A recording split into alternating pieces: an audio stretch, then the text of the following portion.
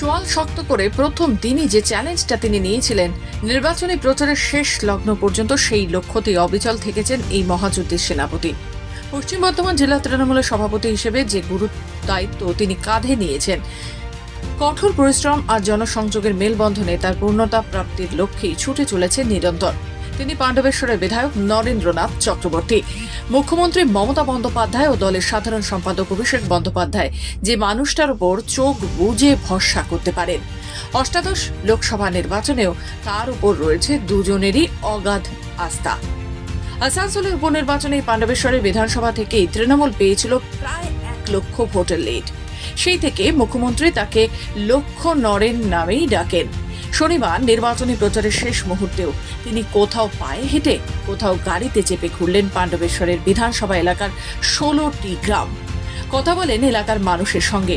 সারা বছর এই মানুষগুলোর সঙ্গে নিবিড় যোগাযোগ, তাই তাদের সাথে এক অবিচ্ছেদ্য নারীর টানে জড়িয়ে পড়েছেন।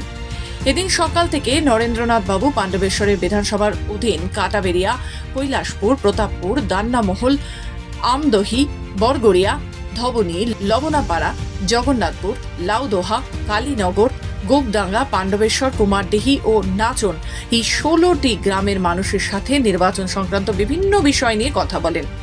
অনেকেই ছোটখাটো সমস্যার কথা তুলে ধরেন নরেনবাবুর কাছে, তোলেন ছোটখাটো অভিযোগ অনুযোগও। নির্বাচন মিটে গেলেই তাদের সকলেরই সমস্যা সমাধানের আশ্বাসও দিলেন বিধায়ক। এদিন দলের কয়েকশো কর্মী সমর্থক ছাড়াও তার সঙ্গে শেষ লগ্নের প্রচার মঞ্চে দেখা যায় টলিউড তারকা অলিভিয়া সরকারকে। আসানসোল কেন্দ্রের তৃণমূল কংগ্রেস প্রার্থী শত্রুঘ্ন সিনহার জয়ের ব্যবধান 2022 সালের উপনির্বাচনের ফলাফলকেও ছাপিয়ে যাবে, এই দৃঢ় প্রত্যয়ের সঙ্গেই শেষ করলেন প্রচার। সকাল থেকে শুরু করেছি, আমার পাড়ার থেকে শুরু করেছি, আমার পাড়ার থেকে শুরু করে শেষ করলাম এসে আমাদের নাচনে। প্রায় 16 থেকে 17টি গ্রাম ঘুরেছি, মানুষের সঙ্গে দেখা করেছি, রাস্তায় হেঁটেছি, রোড শো করেছি। আজকে খুব ভালো লাগছে। লক্ষ্যে পৌঁছাবেন মনে হচ্ছে?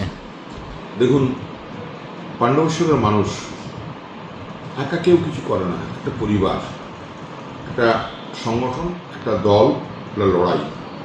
আমরা জানি যে আমরা যে লড়াই দিচ্ছি তার রেজাল্ট তো পাবো।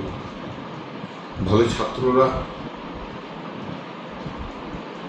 পড়াশোনা করে সারা বছর, পরীক্ষার দিন কতটা টেনশন থাকে না।